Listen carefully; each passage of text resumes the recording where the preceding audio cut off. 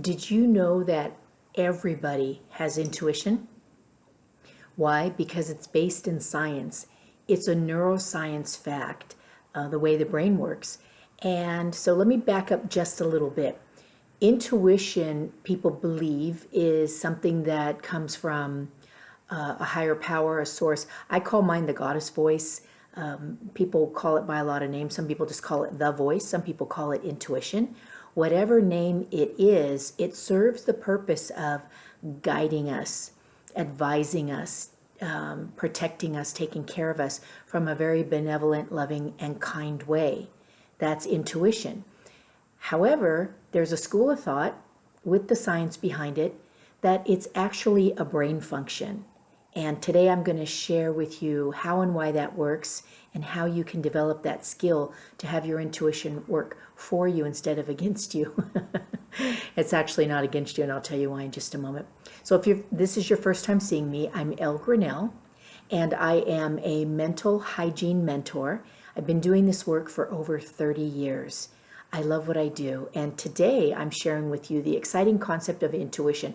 I'm a huge fan of intuition. I've always had it, never second guessed it. Well, I take that back. Sometimes I don't heed the word, but I always know that it's the intuition that's coming through. Now, sometimes it is our ego speaking. So our ego always likes to believe that it's in charge, that it's helping us, that it has our best interest at heart. But that's not always true because it comes with all of our life experiences, and it has to make judgments and decisions and things that happened a long time ago, and it continues to bring those into today. So how does this tie in with intuition? Sometimes you'll hear a voice that says, don't put those there.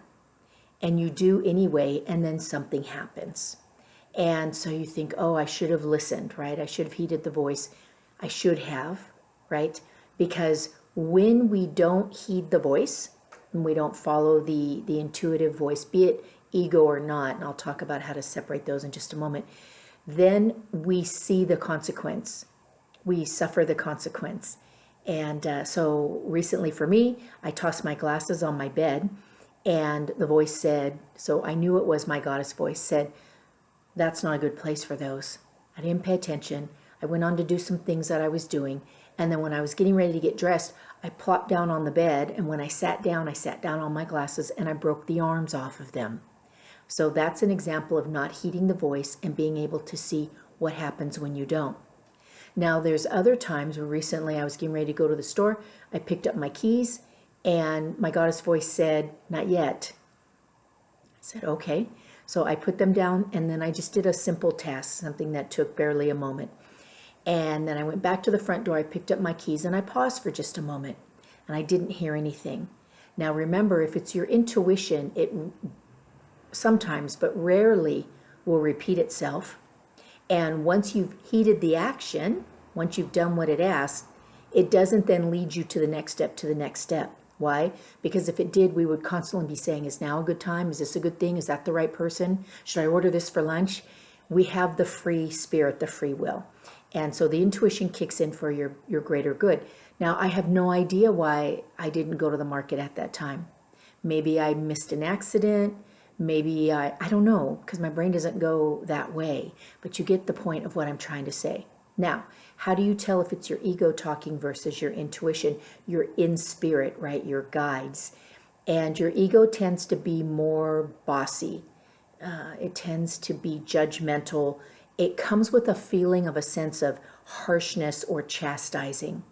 Whereas your intuition is very loving, kind, and benevolent, like I mentioned earlier. It comes with a sense of just neutrality or even peace and calm. So in order to be able to tell the difference, take a breath and see how you feel when these things come through. Now, here's the science behind it. So I'm a firm believer that intuition is inspired by my true source, my higher power, my Trinity, all of that. Yet, there is a brain function. Well, let me back up. All the information that comes to us every day, right now, these lights, how it feels to be sitting, sounds I can hear outside, the tone of my own voice bouncing back on me, the things I can see in my peripheral vision, bam, bam, bam, bam, bam. Our brain is taking in all of this information, hundreds of thousands of bits per second, and it's storing them.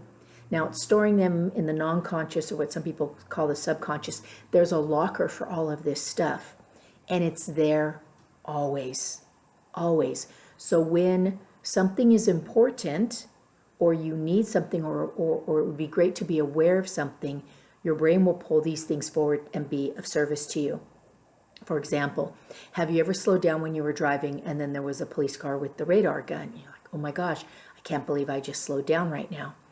Now, the brain science behind that is you've passed that place, you've seen police officers there before with the guns, and you didn't have to slow down because you weren't speeding already. Or many times over, you've heard, not in your conversation, people talking about the speed traps, or maybe it was on the morning news when they did the traffic. All of that is in your non-conscious mind. You were not paying attention. So when it's necessary, it gets brought forward. So there's a scientific school of thought that intuition is just all of your experiences being brought forward in a time to serve you. Now, that doesn't necessarily explain why I put my keys down and didn't go, because what happens is when we do heed the intuitive voice, we don't know what we missed. We don't know what didn't happen. We only know when we don't listen what does happen. So what I'd like to leave you with is, sure, it could be scientific brain science. Sure, it could be inspired by my angels. But guess what? It worked. It helped me. It served me. So in that, I say thank you. No matter where it came from, I'm happy to have the voices that support me in a loving and kind way and always have my best interest at heart. Okay, so that was some great food for thought. I'd love to hear your comments below. Please subscribe and follow, as well as you can check me out on Substack and Instagram. I would love to spend more time with you. I really love what I do. I'd like to talk about it. Get on my calendar so you can share with me some examples, and I can help you decipher between what it sounds like when it's intuition and what it sounds like when it's brain science, because it's all there for your greater good. Ooh, and when to tell when it's your ego just bossing you around, because that's not always helpful. Okay, so until I see you again, stay happy, healthy, and harmonious. And remember, I'm so enjoying being on this journey with you. See you next week.